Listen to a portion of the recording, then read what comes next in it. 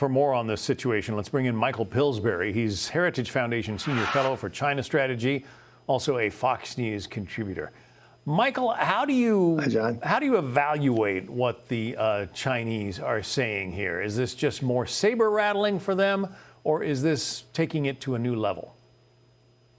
It's taking it to a new level. But after Pete Hegseth went on Fox and Friends and said, we're ready, we're not looking for war, but we're ready, something very good news for President Trump happened. The Chinese foreign minister took it back the next day. This is Friday.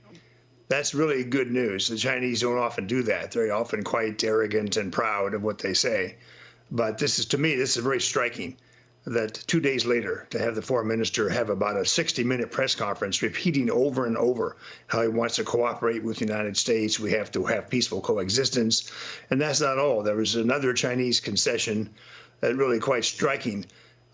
Their commerce minister has said they're willing to start trade talks with Mr. Trump. Now, that took 1 year, John, in the first term to get that far. We're only like a month and a half into office, and the Chinese are already agreeing to come to the talks. That's another concession that may come out of this last 2 or 3 days. Where we haven't seen concessions yet are the fentanyl problem, where the Trump team seems to want the Chinese to announce it'll be death, or it'll be an investigation and trial and then death for those caught pushing precursors of fentanyl into Mexico and Canada. They haven't done that. They issued a white paper that did not go very far at all. In fact, it called fentanyl a flimsy excuse for the tariffs. The other concession I'm looking for, I think President Trump is too, is that they cancel or really cut back on these military exercises that are around Taiwan. Every morning, 10 to 20 Chinese naval ships, 10 to 20 jet fighters. Our own commander in the region has called this a rehearsal. It's no longer an exercise. He says they're rehearsing for invasion. We haven't seen any progress on that. But overall, this is good news for President Trump with his China strategy. It's working. So how would you describe China and its behavior right now? Are they just a trading partner? Are they an enemy? Are they sort of neither? How would you describe it?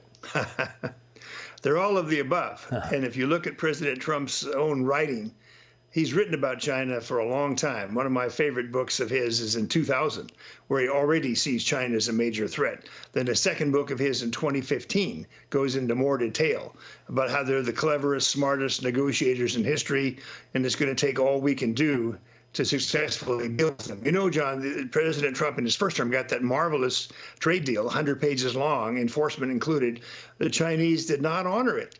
And President Biden did not call them on it. So we're kind of back to square one in terms of the trade talks. But the Chinese are adversary, enemy, friend, trading partner, all wrapped in one. And we don't know much about them. They speak this weird language, John, with tones and no alphabet. So they're hard to understand. They're kind of a mysterious country still, I think. Yeah, well, it is said that the Chinese think in centuries, while the United States thinks in 4-year presidential terms. So if they are making some of these concessions that the foreign minister alluded to, is that perhaps just a stalling tactic?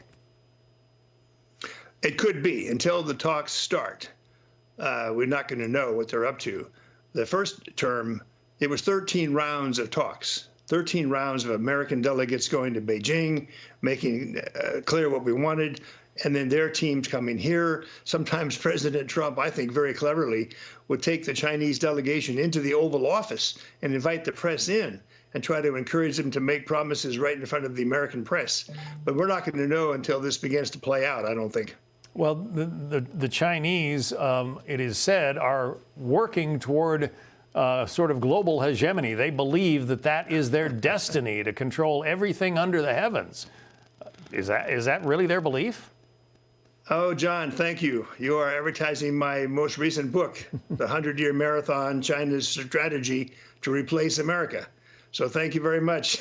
You put the boost the book sales today. Thank you. Well, if you've written about it, I didn't know that, but I'm glad to give you a little plug there, because nobody knows China better than you do.